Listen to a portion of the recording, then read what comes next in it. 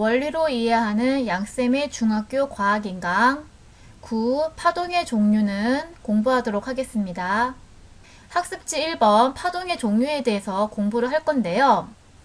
용수철을 흔들어서 파동을 만들 건데 파동에는 어떤 종류가 있는지 실험으로 알아보도록 할게요.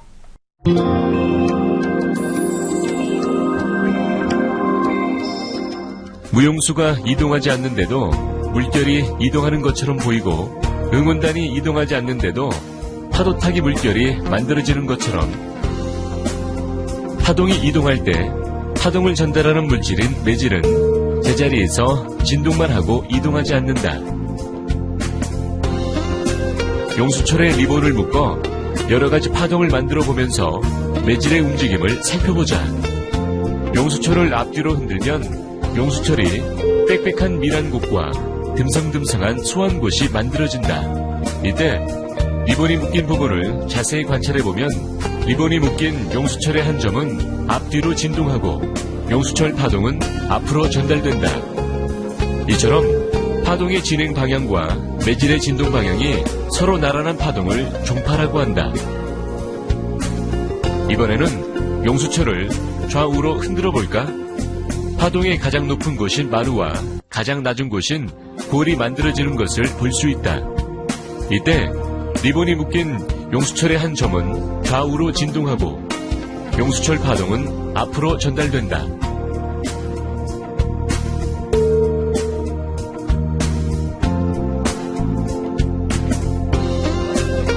그래서 방금 실험 영상에서 본 것처럼 파동의 종류는 횡파, 종파 두 가지가 있어요. 횡파의 모습은 이렇게 물결 모양으로 파동이 생기는데요. 여기서 파동의 가장 높은 곳을 마루, 파동의 가장 낮은 곳을 골이라고 하는 거죠.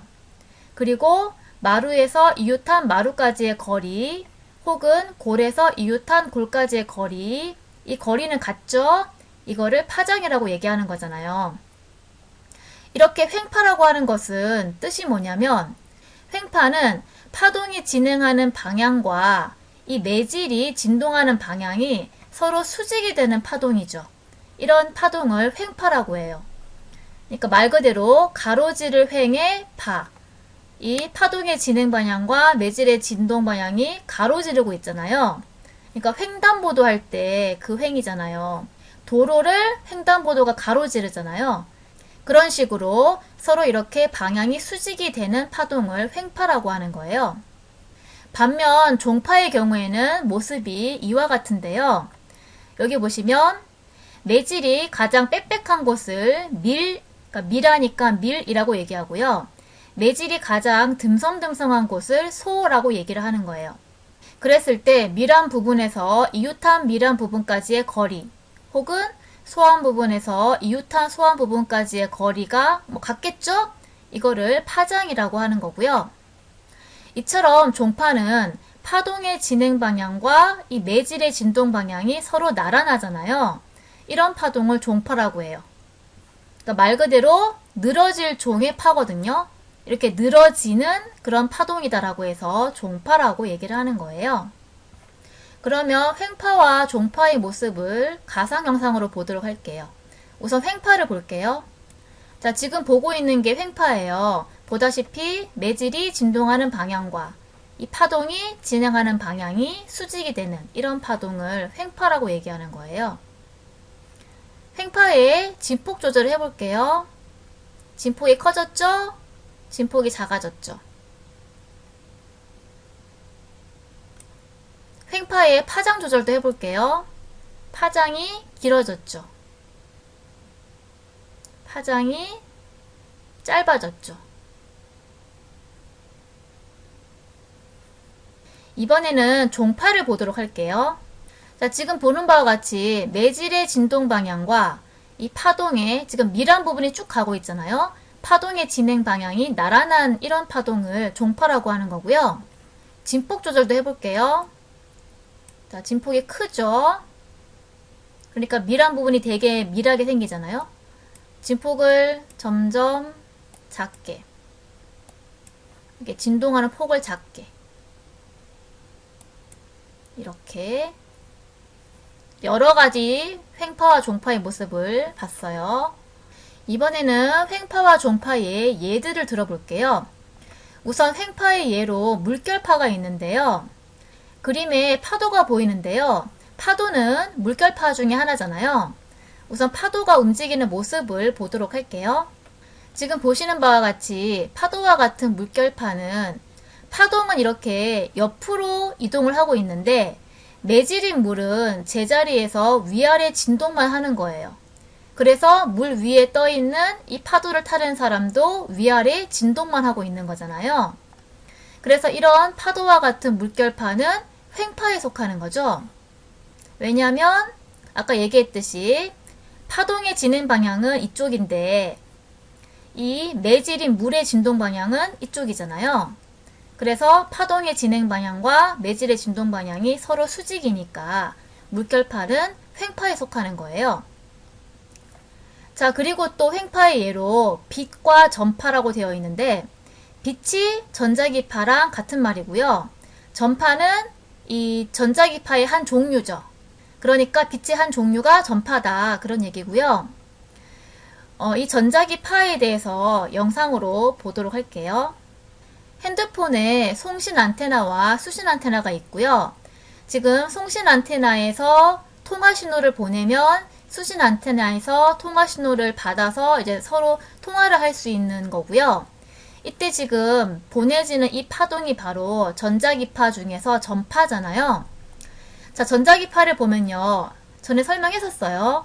빨간색 화살표가 전기장, 파란색 화살표가 자기장인데 이 전기와 자기가 서로 수직을 이루면서 진동하는 모습이 보이죠.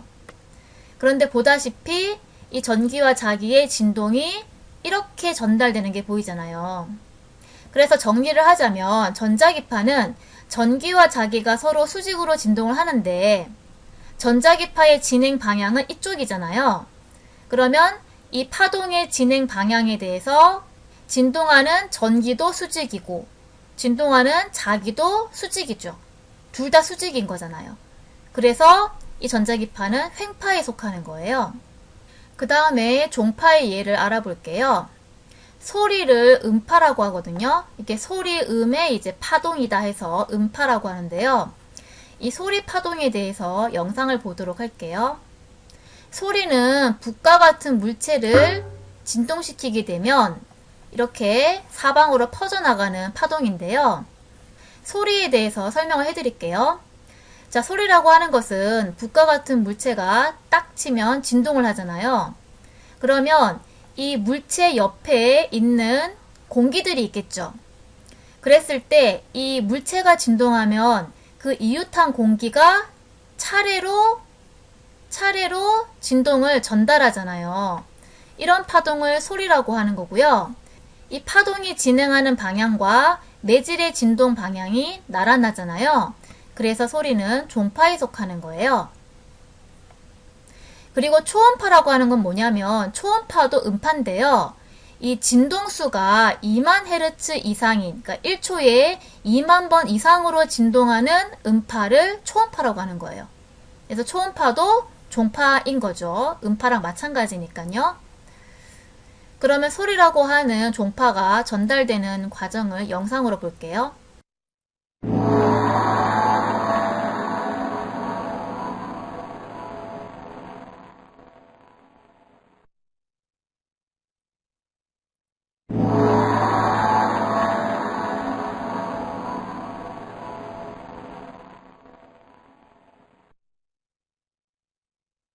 자, 그러면 횡파와 종파의 예로서 지진파 두 개를 비교해서 보도록 할게요. 지진은 땅이 진동하는 걸 얘기하는데 지진이 발생한 지점을 진원이라고 얘기해요. 이렇게 진원에서 땅이 진동할 때 땅의 진동이 쭉 전달되어지는 파동을 지진파라고 하는데요. 지진파의 종류는 두 가지가 있어요. S파와 P파가 있고요. 그 중에 S파를 먼저 보면요. S파는 땅이 이런 식으로 진동을 할 때 이렇게 땅의 진동이 전달되어지는 파동이에요.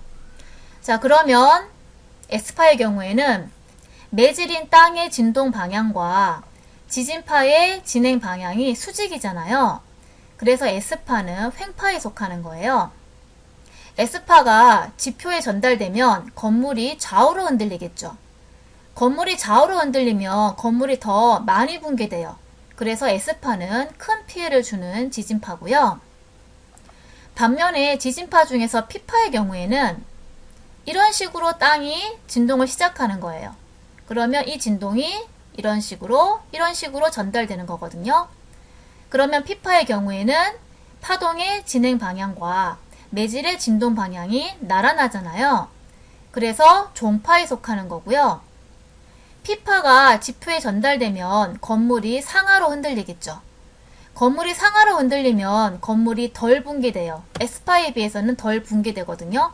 그래서 P파는 S파보다는 적은 피해를 주는 지진파예요. 자, 그러면 S파와 P파의 모습을 영상으로 보도록 할게요. 지진파의 S파는 횡파이고 P파는 종파이다. 여기까지 수업을 마치도록 하겠습니다.